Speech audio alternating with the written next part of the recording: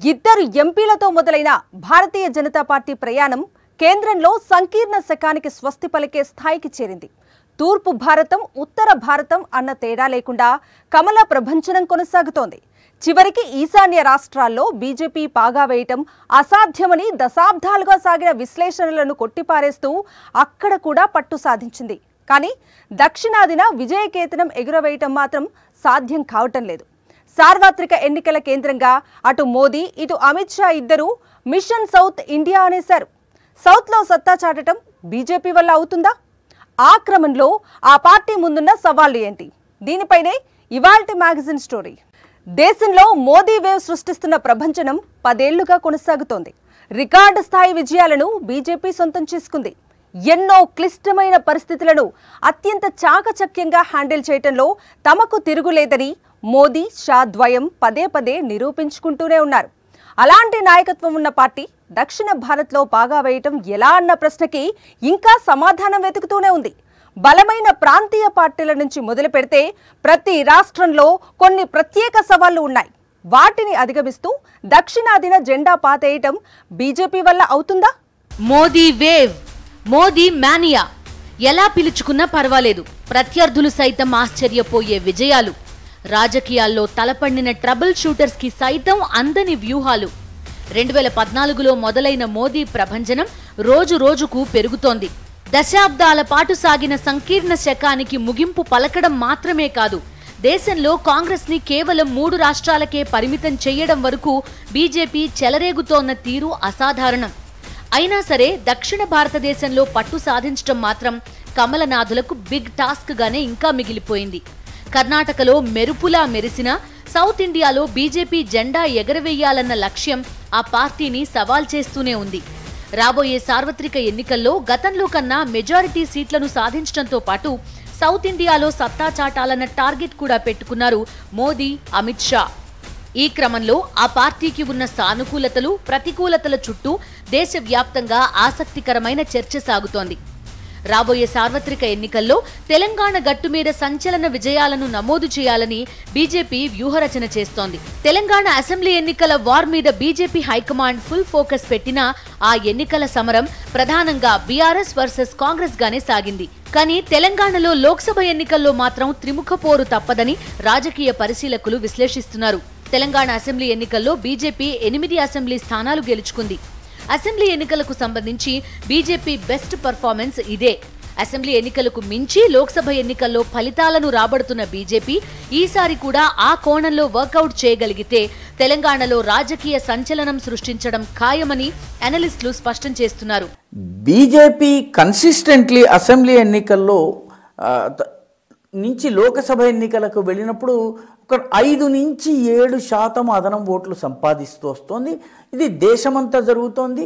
తెలంగాణలో కూడా చాలా స్పష్టంగా కనిపించింది. తెలంగాణలో 2018 ఎన్నికల్లో 6.98% ఎన్నికలు ఓట్లు సంపాదించిన బీజేపీ 2019 లోక్సభ ఎన్నికలకి ఆల్మోస్ట్ 19.45% ఓట్లు సంపాదించింది. అంటే 12% అదనం ఓట్లు సంపాదించింది.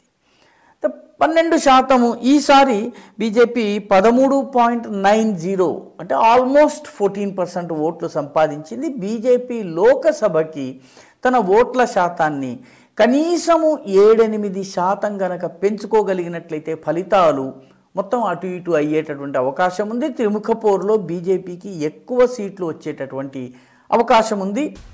తెలంగాణలో మిషన్ 10 అంటోంది బీజేపీ. 17 లోక్సభ స్థానాల్లో 10 స్థానాలను దక్కించుకోవాలన్నది టార్గెట్. ఇప్పటికే గ్రౌండ్ లెవెల్లో వర్క్ స్టార్ట్ చేసింది. ఉత్తర తెలంగాణలో పార్టీకి కాస్త పట్టు చిక్కడం, మంచి ఫలితాలు రావడంతో ముందస్తుగా ప్రణాళికలు సిద్ధం చేస్తోంది. హైదరాబాద్ వేదికగా అమిత్ షా నాయకత్వంలో జరిగిన పార్లమెంటరీ ప్రిపరేషన్ మీటింగ్లో ఇప్పటికే దిశానిర్దేశం చేశారు. ఎట్టి పరిస్థితుల్లో తెలంగాణలో బీజేపీ ఎంపీల సంఖ్య డబుల్ డిజిట్ కి చేరాలని నేతలకు తేల్చి చెప్పారు. లోక్సభ ఎన్నికల్లో ఓటర్ల దృష్టి ప్రధానంగా జాతీయ రాజకీయాలపైన, నేషనల్ ఇష్యూస్ మీదే ఉంటుంది కాబట్టి అసెంబ్లీ ఎన్నికలకు మించి ఓట్ల శాతం పెంచుకోవడమే లక్ష్యంగా వ్యూహరచన చేస్తోంది. అయితే తెలంగాణలో పవర్లోకి వచ్చిన కాంగ్రెస్ ప్రభుత్వానికి హనీమూన్ పీరియడ్ కూడా పూర్తి కాకముందే లోక్సభ ఎన్నికలు వచ్చేస్తున్నాయి. దీంతో ప్రభుత్వ వ్యతిరేకత పెద్దగా ఉండదని, దీన్ని కాంగ్రెస్ ఎంతవరకు తనకు అనుకూలంగా మార్చుకుంటుందో చూడాలని రాజకీయ వర్గాల్లో చర్చ సాగుతోంది. మరోవైపు అధికారాన్ని కోల్పోయిన బీఆర్ఎస్ కేంద్రంగా సానుభూతి వర్కౌట్ అయితే కారు స్పీడు ఒక్కసారిగా పెరుగుతుందని పొలిటికల్ సర్కిల్స్ చెప్తున్నాయి. ఈ నేపథ్యంలో తెలంగాణ లోక్సభ ఎన్నికల్లో 10 స్థానాలను గెలుచుకోవాలన్న లక్ష్యాన్ని అందుకోవడానికి బీజేపీ వేసే ఎత్తులు ఎలా ఉంటాయన్నది ఆసక్తికరంగా మారింది. తమిళనాడు జాతీయ పార్టీలకు కొరకరాని కొయ్యగా మారిన దక్షిణాది రాష్ట్రాల్లో ఒకటి. ఇప్పుడు తమిళనాడు కేంద్రంగా ప్రత్యేక వ్యూహరచన చేస్తోంది బీజేపీ. భారతీయ జనతా పార్టీ ఏర్పడటానికి ముందే తమిళనాట ద్రవిడ పార్టీల ప్రభంజనం మొదలైంది. డీఎంకే వర్సెస్ అన్నాడీఎంకే ఎపిసోడ్కి దశాబ్దాల చరిత్ర ఉంది. బీజేపీ తలపెట్టిన ఆపరేషన్ సౌత్ ఇండియాలో తమిళనాడుకి ప్రత్యేక స్థానం ఉంది. ఇంతకీ అక్కడ కమలనాథులు గీస్తున్న స్కెచ్ ఏంటి? దక్షిణ భారతదేశంలో అత్యధిక లోక్సభ స్థానాలు ఉన్న రాష్ట్రం తమిళనాడు. 39 లోక్సభ స్థానాలున్నాయి. కేంద్రంలో అధికారం కోరుకునే పార్టీకి ఈ రాష్ట్రం చాలా ముఖ్యమైంది.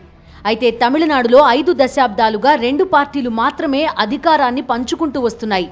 DMK versus AIADMK episode non స్టాప్గా కంటిన్యూ అవుతూనే ఉంది. అటు ఇటు మరికొన్ని పార్టీలు మిత్రపక్షాలుగా ఉన్నా లీడ్ చేసేది మాత్రం డీఎంకే, అన్నాడీఎంకే. తమిళనాడులో పూర్వ వైభవం సాధించాలని కాంగ్రెస్ చాలా ప్రయత్నాలు చేసి విఫలమైంది. బీజేపీ మాత్రం తమిళనాడులో పట్టు సంపాదించడానికి విశ్వ ప్రయత్నాలు చేస్తూనే ఉంది.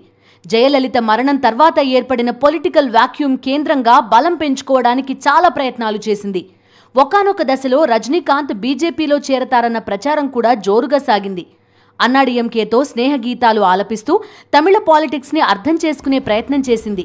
కానీ ఇప్పుడు అన్నాడీఎంకే బీజేపీకి దూరంగా జరిగింది. ఎన్డీఏ కూటమి నుంచి బయటకొచ్చేసింది. అటు డీఎంకే ఇండియా అలయన్స్లో కంటిన్యూ అవుతోంది. దీంతో కమలనాథులు ఇటు డీఎంకేతో పాటుగా అటు అన్నాడీఎంకేతో కూడా ఎన్నికల సమరం చేయాల్సిందే. ఈ క్రమంలో తమిళ ఓటర్ల దృష్టిని బీజేపీ ఏమాత్రం ఆకర్షించగలుగుతుందన్నది చర్చనీయాంశంగా మారింది. పార్లమెంట్ కొత్త భవనంలో ప్రధాని మోదీ ఒక రాజదండాన్ని ఉంచారు. దీన్ని సెంగోల్ అంటారు. తమిళంలో సెమ్మై అనే పదం నుంచి ఈ పదం పుట్టింది. సెమ్మై అంటే ధర్మం అని అర్థం. తమిళ సంస్కృతిలో సెంగోల్కి చాలా ప్రాముఖ్యత ఉంది. చోళుల కాలం నుంచి ఈ రాజదండానికి చాలా విశిష్టత ఉంది. తమిళనాడుకి మోదీ ఇస్తున్న ప్రాధాన్యతకి ఇదొక ఉదాహరణ అని రాజకీయ పరిశీలకులు విశ్లేషిస్తున్నారు. అలానే గత ఏడాది మధ్యలో తమిళనాడులో పర్యటించిన అమిత్ షా ఏదో ఒకరోజు తమిళనాడుకు చెందిన వ్యక్తి ప్రధాని కావాలని పిలుపునిచ్చారు. ఆ వ్యాఖ్యల నేపథ్యంలో తమిళనాడు నుంచి ఎంపీగా మోదీ పోటీ చేయొచ్చన్న చర్చ కూడా సాగింది. అలానే మోదీ ప్రాతినిధ్యం వహిస్తున్న వారణాసిలో కాశీ తమిళ సంగమం పేరుతో సాంస్కృతిక ఉత్సవాలను గత 2 ఏళ్లుగా నిర్వహిస్తున్నారు. ఈ ఉత్సవాలనుద్దేశించి మోదీ మాట్లాడుతూ తమిళనాడు నుంచి వారణాసికి వెళ్లడం అంటే మహాశివుడి ఒక ఇంటి నుంచి మరో ఇంటికి వెళ్లడమే అన్నారు. ఈ పరిణామాలన్నింటి నేపథ్యంలో మోదీ ఈసారి తమిళనాడు నుంచి పోటీ చేయొచ్చని, ఆ ప్రభావం తమిళనాడుతో పాటు దక్షిణాది రాష్ట్రాల మీద కూడా ఉంటుందని బీజేపీ భావిస్తోందని రాజకీయ పరిశీలకులు విశ్లేషిస్తున్నారు. భారతీయ జనతా మన వారణాసిలో కాశీలో ఒక ప్రోగ్రామ్ కూడా ఆర్గనైజ్ చేశారు. తమిళ సమగమాన్ని ఒక ప్రోగ్రామ్ పెట్టుకొని వారణాసికి తమిళనాడుకు పాత లింక్స్ ఉన్నాయి. చాలా మంది తమిళనాడు నుంచి వారణాసికి వచ్చేవాళ్ళు, వాళ్ళకి మొదటి నుంచి సంబంధాలు ఉన్నాయని ఒక సౌత్ నార్త్ ఒక లింక్ కూడా పెట్టుకున్నారు. కాబట్టి భారతీయ జనతా పార్టీ ఎన్నో ప్రయత్నాలు చేస్తా ఉంది. ఈసారి మాత్రం డెఫినెట్ గా సౌత్ లో ఒక ఇంపాక్ట్ క్రియేట్ చేయాలి. తమిళనాడు బీజేపీ అధ్యక్షుడు అన్నామలై దూకుడు కారణంగా కూడా ఆ పార్టీ కేంద్రంగా తమిళనాడులో చర్చ సాగుతోంది. 2011 బ్యాచ్ ఐపీఎస్ అధికారి అన్నామలై 2019లో ఉద్యోగానికి రాజీనామా చేసి రాజకీయాల్లోకి వచ్చారు. 37 ఏళ్లకే బీజేపీ అధ్యక్ష బాధ్యతలు స్వీకరించారు. డీఎంకే మీద దూకుడుగా విమర్శలు చేస్తూ వచ్చిన అన్నామలై డీఎంకే ఫైల్స్ పేరుతో స్టాలిన్ మీద తీవ్ర అవినీతి ఆరోపణలు చేశారు. స్టాలిన్నే కాదు, డీఎంకే మంత్రుల అవినీతి చిట్టా అంటూ ఎప్పటికప్పుడు ఆరోపణలు చేస్తూ తమిళ రాజకీయాలను వేడెక్కిస్తూ వచ్చారు. అన్నామలై వైపు వేలు చూపిస్తూనే ఎన్డీఏ నుంచి బయటకొచ్చేసింది అన్నాడీఎంకే. ఈ సందర్భంలోనూ అన్నామలైకి పూర్తి మద్దతు ప్రకటించింది బీజేపీ హైకమాండ్. మోదీ ఇమేజ్తో పాటు అన్నామలై దూకుడు కూడా తమకు లోక్సభ ఎన్నికల్లో కలిసొస్తుందని బీజేపీ భావిస్తోంది. వాళ్ళకి అదృష్టం ఏంటంటే డిఎంకేకి ప్రధాన ప్రతిపక్షం ఉన్నది ఏడీఎంకే. ఏడీఎంకేలో ఏంటంటే Palaniswami group, paneer Selvam group, Sasikala group, వీళ్ళందరూ ఏంటంటే మొత్తం ఆపోజిషన్ ని మొత్తం చాలా నిర్వీర్యం చేశారు. సో దాంతో ఏమిటంటే ఒక స్పేస్ క్రియేట్ అయింది బీజేపీకి. ఒక డిఎంకేకి ఆల్టర్నేటివ్ గా ఎమర్జ్ అయ్యే పాసిబిలిటీ ఉందనేది వాళ్ళు అనుకుంటున్నారు. తమిళనాడులో అన్నమలై ఎక్స్ IPS ఆఫీసర్, ఆయన ఏమిటంటే బాగా మాట్లాడతాడు, ఆయన ఇష్యూస్ బాగా టేకప్ చేస్తాడు, డిఎంకే గవర్నమెంట్ ని నిలదీస్తాడు. సో వాళ్ళకి అక్కడ ఏమిటంటే ఒక ప్రతిపక్షంగా ఎమర్జ్ అయ్యే ఒక పాసిబిలిటీ ఉంది. గత లోక్సభ ఎన్నికల్లో అన్నాడీఎంకేతో కలిసి బీజేపీ పోటీ చేసినా ఒక్క ఎంపీ స్థానాన్ని కూడా గెలుచుకోలేదు. ఇప్పుడు అన్నాడీఎంకే కూడా ఎన్డీఏ నుంచి బయటకొచ్చేసింది. ద్రవిడవాదం ప్రధాన అస్త్రంగా ఎన్నికల్లో ఓట్లు దండుకోవడమే తమిళనాట సంప్రదాయంగా వస్తోంది. ఈ నేపథ్యంలో అటు ఇండియా అలయన్స్తో కలిసి డీఎంకే బరిలో దిగుతోంది. అన్నాడీఎంకేతో పాటుగా డీఎంకేని కూడా ఢీకొట్టడానికి తమిళనాడులో బీజేపీ ఎలాంటి వ్యూహరచన చేస్తుందన్నది ఆసక్తికరంగా మారింది. దేశంలోనే అత్యధిక RSS శాఖలు ఉన్న రాష్ట్రాల్లో కేరళ ఒకటి. మీరు విన్నది నిజమే. దాదాపుగా 80 ఏళ్లుగా కేరళలో RSS యాక్టివ్గా ఉంటుంది. అలాంటి కేరళలో నిలదొక్కుకోవటానికి బీజేపీ దశాబ్దాలుగా విఫల ప్రయత్నాలు చేస్తూనే ఉంది. ఈ లోక్సభ ఎన్నికల్లో ఈ పరిస్థితిని తిరగరాయాలన్నది మోదీ సంకల్పం. అదే సమయంలో అటు కర్ణాటకలోనూ విజయ విహారం చేయటానికి ప్రత్యేక వ్యూహరచన చేస్తున్నారు. ఈ సమరంలో బీజేపీ ఎంతవరకు సక్సెస్ అవుతుందన్నది ఆసక్తికరంగా మారింది. దక్షిణాది రాష్ట్రాల్లో కర్ణాటకలో మాత్రమే బీజేపీ అధికారంలోకి రాగలిగింది.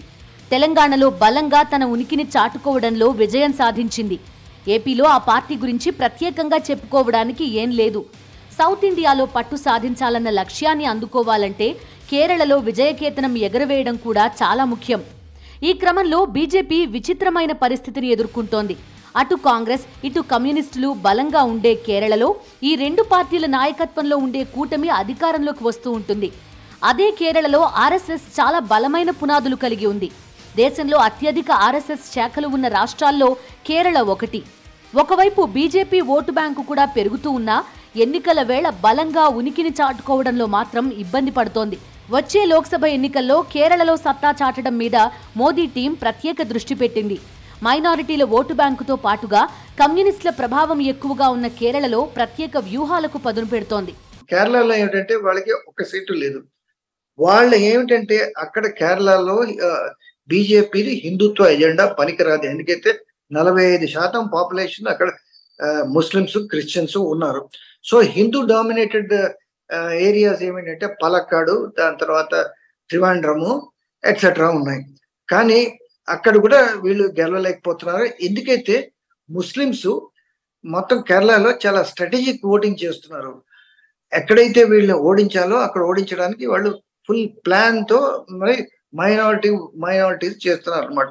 సో కేరళలో వాళ్ళు ఇప్పటిదాకా వాళ్ళు ఎక్కడ అడుగు పెట్టలేకపోయారు. కర్ణాటక బీజేపీకి ప్రత్యేకమైన రాష్ట్రాల్లో ఒకటి.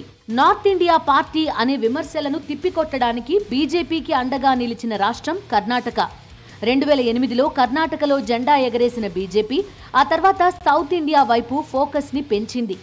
గత లోక్సభ ఎన్నికల్లో కర్ణాటకలో 25 స్థానాలను బీజేపీ గెలుచుకుంది. మిషన్ సౌత్ ఇండియా అంటూ బీజేపీ అంతగా కసరత్తు చేయడానికి ఇది కూడా ఒక ప్రధాన కారణం అంటున్నాయి రాజకీయ వర్గాలు. కర్ణాటకలో వర్కౌట్ అయినట్టు తమిళనాడు, తెలంగాణ, కేరళలో సక్సెస్ అయితే సౌత్ ఇండియాలోనే 50 నుంచి 60 వరకు ఎంపీలను గెలుచుకోవచ్చన్నది బీజేపీ హైకమాండ్ వ్యూహంగా చెబుతున్నారు. కర్ణాటక అసెంబ్లీ ఎన్నికల్లో బీజేపీ ఓటమి పాలైనా లోక్సభ ఎన్నికల మీద ఆ ప్రభావం పడదని కాషాయ కండువాలు చెబుతున్నాయి. ఇప్పుడు కర్ణాటకలో జేడీఎస్తో కలిసి ముందుకు వెళ్తోంది బీజేపీ. దేవేగౌడ ఒక్కలిగ సామాజిక వర్గం. జేడీఎస్తో పొత్తు వల్ల ఒక్కలిగ ఓటు బ్యాంకు పూర్తిగా తమ వైపే ఉంటుందని, దానికి లింగాయత్ ఓటు బ్యాంకుతో పాటుగా బీజేపీ సంప్రదాయ ఓట్లు కలిస్తే మెజారిటీ ఎంపీ స్థానాలు సాధించవచ్చన్నది కమలనాథుల వ్యూహంగా చెబుతున్నారు.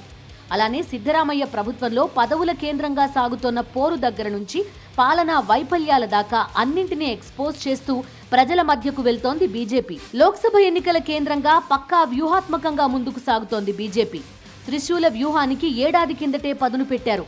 దేశాన్ని ఉత్తరం, దక్షిణం, తూర్పు అంటూ 3 క్లస్టర్లుగా విభజించారు. ప్రతి క్లస్టర్కి ప్రత్యేక వ్యూహాలు, ప్రతి రాష్ట్రానికి ప్రత్యేక ఎత్తుగడలు అంటూ కమలనాథులు ముందుకు సాగుతున్నారు.